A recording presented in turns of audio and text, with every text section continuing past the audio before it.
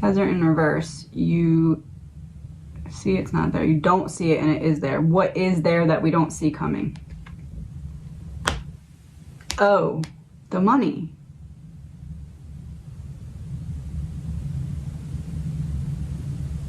Why are people going to be mad about the outgoing new whatever money we're going to be sending out?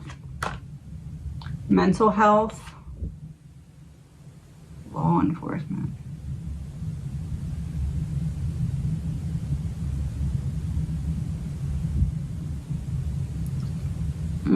People start to push back and say, we're giving all this money externally, but we're not prepared to handle what's happening at our own border.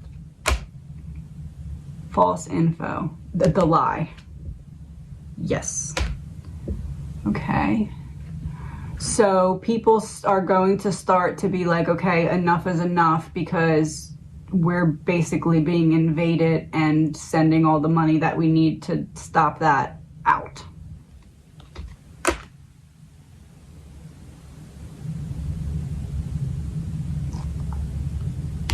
This is the next step, right? Yeah. Increasing the, what do you call it? Censoring of certain topics on social media, making it a lot harder to speak. When the monster comes out of the sea, we flow towards uncovering abuse of power, trampling on our First Amendment rights. Yeah, but disguising it as something else. Disguising it as what?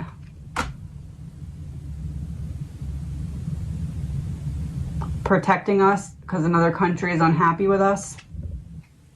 There's the monster. So basically, the people that are making the decision to increase the censorship are going to blame it on a different country, but it's really their own censorship.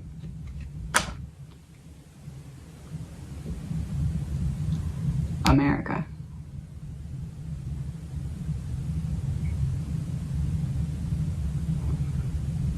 Eight. What are they taking? Inside Out. Taking inside.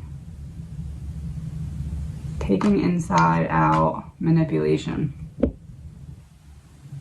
Crossing the line on trying to manipulate, but in the process making it exceedingly obvious that they're trying to manipulate. Well, let me bring you up to speed.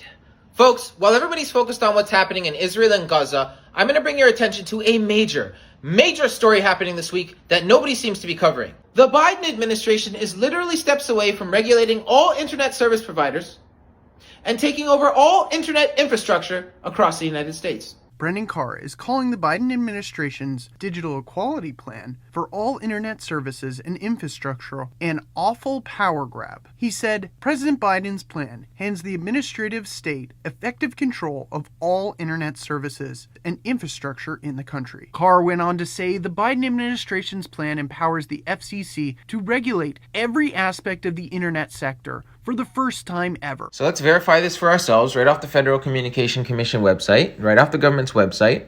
And this is astounding because this is the head of the FCC himself right there. And Carr opposes Biden's plan. As always, this is in my sources, so you can check it out and read it for yourself. President Biden's plan sweeps entire industries within the FCC's jurisdiction for the first time in the agency's 90-year history.